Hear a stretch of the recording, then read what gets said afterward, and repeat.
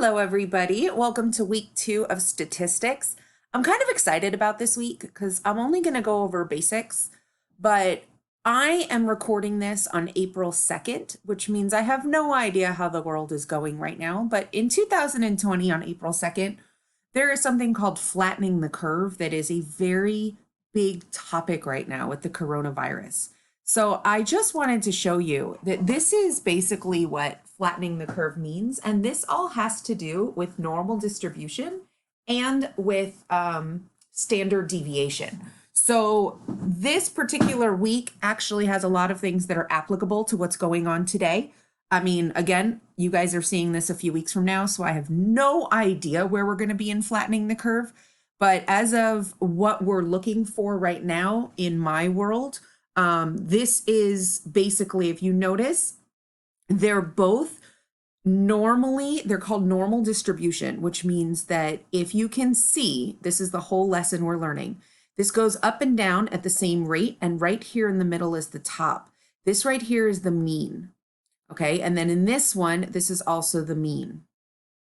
So what happens with a normal distribution is you have some that are all different sizes, and some are tall and skinny, and then some are wide and more flat. And so when people are talking about flattening the curve, which is very common if you're listening to the news, they're talking about making it go from a tall, skinny normal distribution to a shorter, wider normal distribution.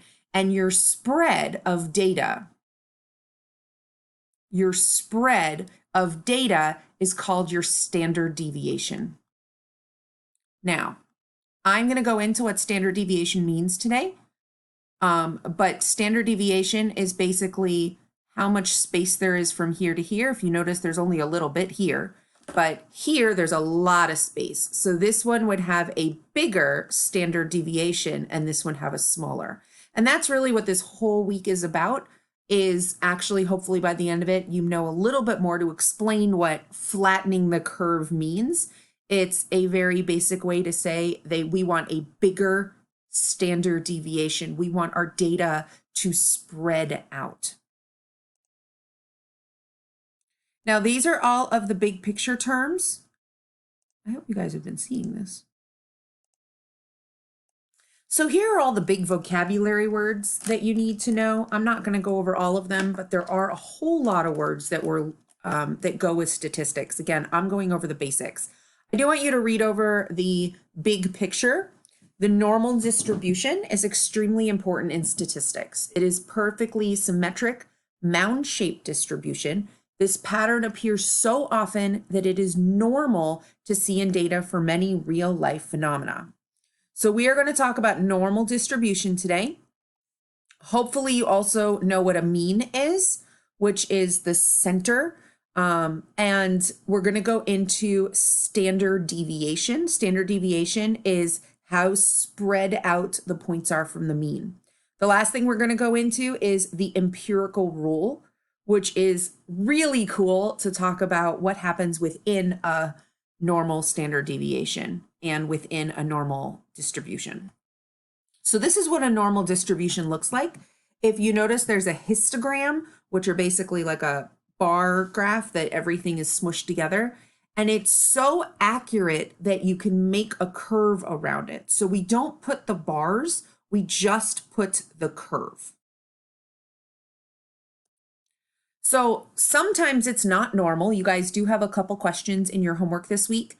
The left skewed means that it's not really too big on the left and it gets really big with data on the right.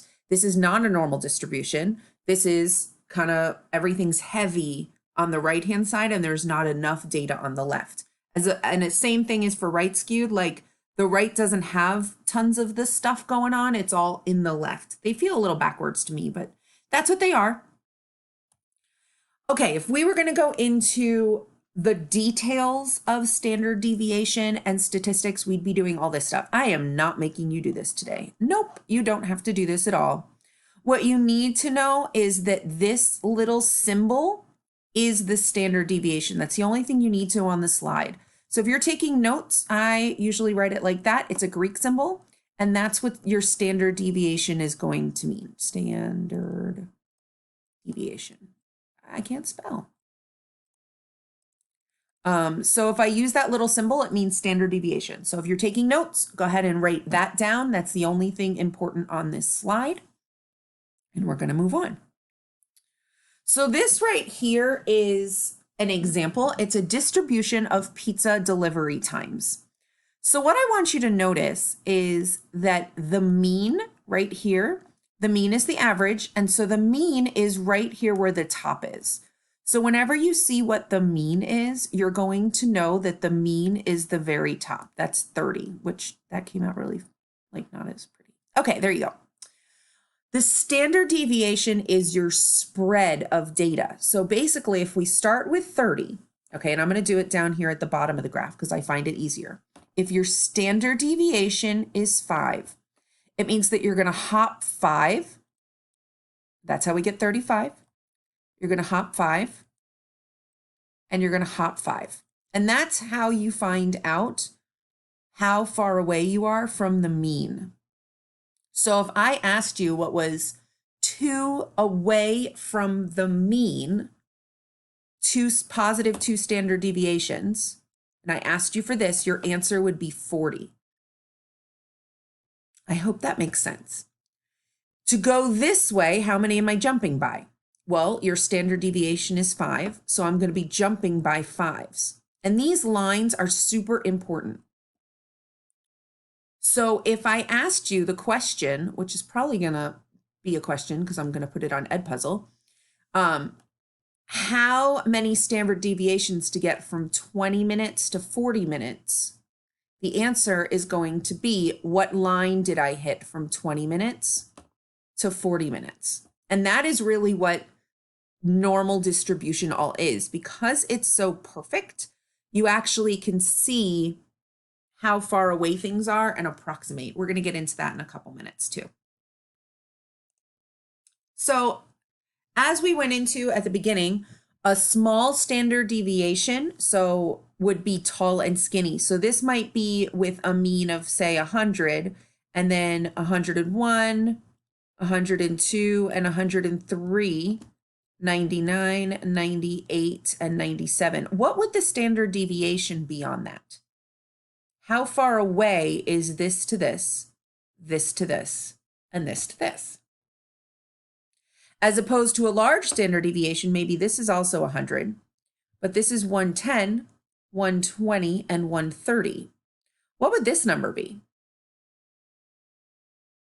What would this number be?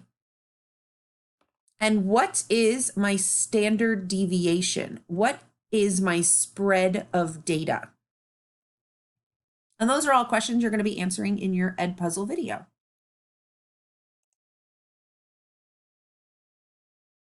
So moving on, I want to show you what's really cool. I find this so fascinating. It's called the empirical rule.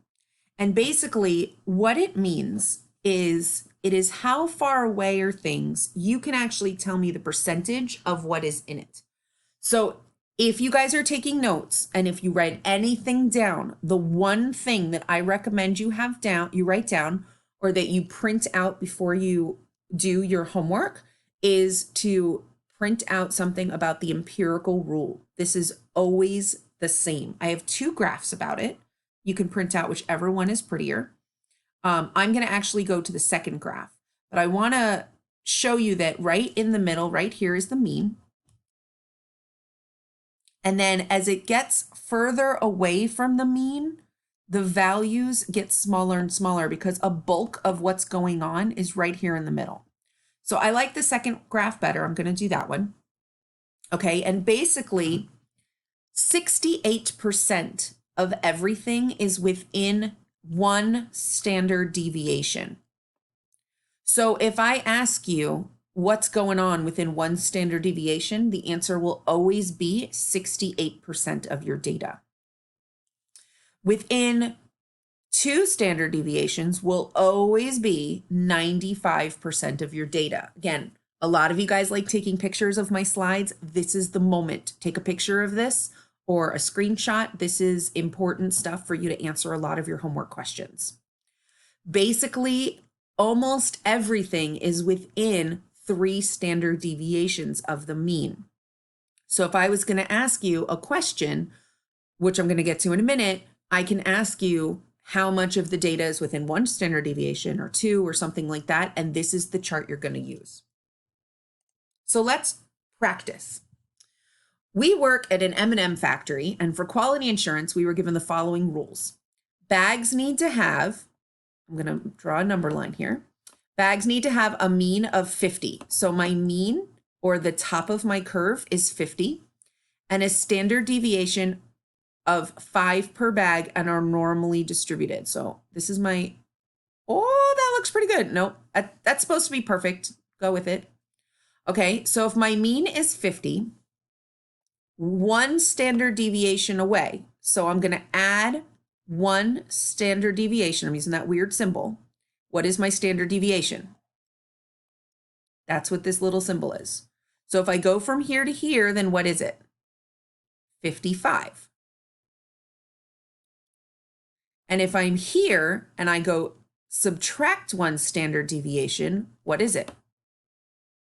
45.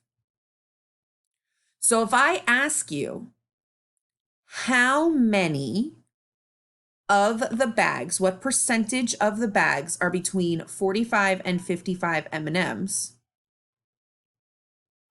I'm going to go back to this slide. How many, this is 50 in our little example, this is 55 and this is 45. How many of the M&M bags, what percentage, will have between 45 and 55 M&Ms? The answer is 68. If I go further and I say something like, we want to know 99.7% of the data.